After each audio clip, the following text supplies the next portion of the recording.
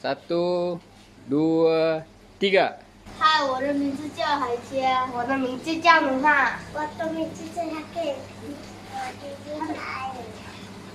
我们祝所有的老师和同学们新年快乐！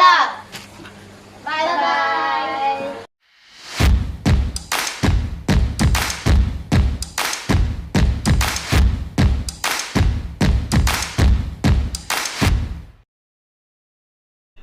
Assalamualaikum, hai.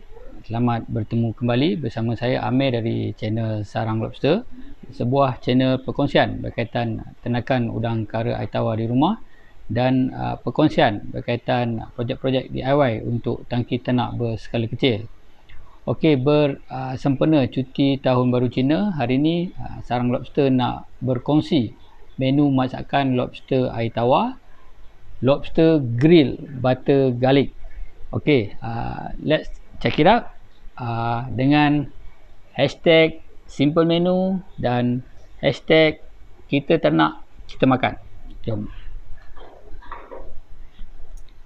Okay, hari ni saya gunakan stok lobster frozen saiz dalam 5 inci sampai 6 inci macam tu, di anggaran dalam 7 atau 8 ekor. Tapi kalau cedok yang fresh dalam tangki ni lagi sedap, babe. Okey, lobster ni perlu dibersihkan dan dibelah kepada dua bahagian. Jadi, saya gunakan sedikit garam, sedikit lada hitam dan sedikit minyak olive oil untuk perapan. Dan biarkan seketika dalam peti sejuk sementara kita sediakan bahan-bahan lain. Untuk bahan sos, saya gunakan butter anggaran dalam 4 atau 5 sudu makan. Okey, 5 ulas bawang putih atau garlic yang dipotong hancur. Dry parsley, chili flake dan sedikit perahan lemon. Okey, untuk bahan-bahan tambahan lain boleh ikut selera masing-masing. Macam saya gunakan ada asparagus, ada baby carrot, green capsicum, jagung dan ubi atau akar teratai. Okay, semua bahan ni kita just sapu dengan sos, bahan sos tadi, dan kita akan bakar. Okey, sementara tu jom kita set up tempat bakar dan teruskan menonton.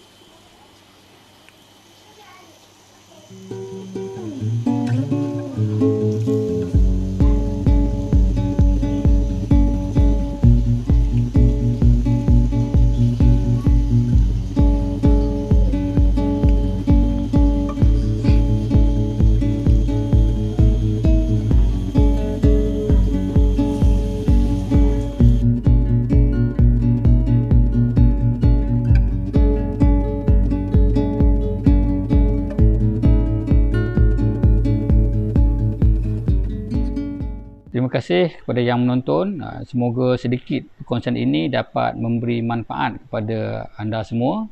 Dan jangan lupa tekan butang like, subscribe dan share. Dan semoga bertemu lagi di video-video akan datang, insya-Allah. Assalamualaikum. Bye.